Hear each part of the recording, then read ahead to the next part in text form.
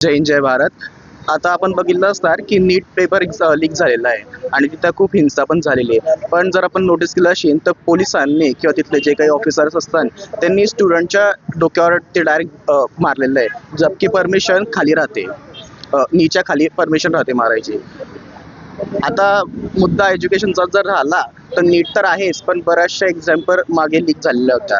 एक टेटची एक्झाम पण महाराष्ट्रात लीक झाली होती. आता MPSC परीक्षाला पण ऑनलाईन स्वरूप देण्यात येत आहे. त्या हिशोबाने संभाजीनगरला पण खूप मोठा मोर्चा झाला होता. आणि आपल्या महाराष्ट्रात खूप काही शाळा आज पण बंद पडत आहे आणि गव्हर्नमेंट शाळांची कंडिशन खूप खराब झालेली आहे. आणि हा मुद्दा फक्त आमचाच नाही आहे, प्रत्येक नागरिकांचा आहे. कारण की प्रत्येक नागरिकांची मुलं उद्या उठून जण शाळेत जातील, कॉलेजला जातील, मग त्यांनाही तीच वेळ ना पाहायला मिळो म्हणून प्रत्येकांना माझं हे म्हणणं आहे की त्यांनी या आंदोलनास समर्थन करा. आमचा या आंदोलना पाठिंबा असा की आपले विद्यार्थी आज किती दिवसापासून 20 दिवसापासून या आंदोलनात सहभागी होत आहे. दीपक कॉकरोच पार्टी म्हणून त्यांनी सुरुवात केली.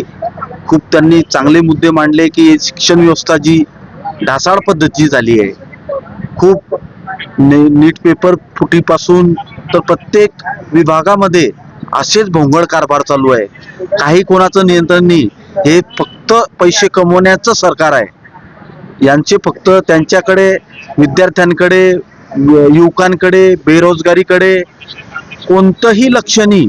फक्त कमिशन घ्यायचं आणि मोठमोठे कॉन्ट्रॅक्ट द्यायचे कमिशन घेऊन, यांच्याकडे हेच यांचं काम चालू आहे. म्हणून एक व्यक्ती म्हणून मी एक सांगू इच्छितो की या विद्यार्थ्यांनी जे आंदोलन छेडलं तर एखाद्या मंत्र्याचं किंवा त्या सरकारचा एखादा माणूस किंवा अधिकारी पाठवून चर्चा सुद्धा केली नाही. बेकायदेशीर कृत्य करून त्या सोनम साहेबांना, वांगचुक साहेबांना उचलून जबरदस्तीने घेऊन गेलं. म्हणजे किती लोकशाहीची हत्या करताय लोक. त्याच्यामुळे या मुलांना सपोर्ट केला पाहिजे असं मला वाटतं. आणि आम्ही सर्व, राहुल गांधी असतील किंवा विरोधी पक्ष जेवढे असतील त्या सर्वांनी, भारतभरातल्या सर्वांनी त्यांना सपोर्ट करायचं ठरवलेलं आहे. आणि आम्ही प्रत्येकाला मदत करू ज्या मुलांना, विद्यार्थ्यांना. त्याच्यामुळे आम्ही अगोदर सहभाग का घेतला नाही की हे लोक म्हणतात की ते विरोधक म्हणून करता, म्हणजे पक्ष म्हणून आम्ही कधी त्यांच्या बरोबर गेली. त्या मुलांनी आंदोलन केलं होतं, शेवटपर्यंत केलं. पण तुमची सरकारची 20 दिवसापर्यंत ते मेल्यानंतर जाणार होते का तुम्ही तिथे? गेले नाही म्हणून ते शेवटचं त्यांनी विद्यार्थ्यांना लाठीमार काय केला, काय काय ते नळकांडे काय फोडले, किती जखमी झालेले विद्यार्थी आहे. अजून अपप्रचार असा करताय आता की तिथे दगड गोटे भरलेले ट्रक आणल्या होत्या, तिथे खूप मोठे ट्रक आणून आणि ते फेकणार होते.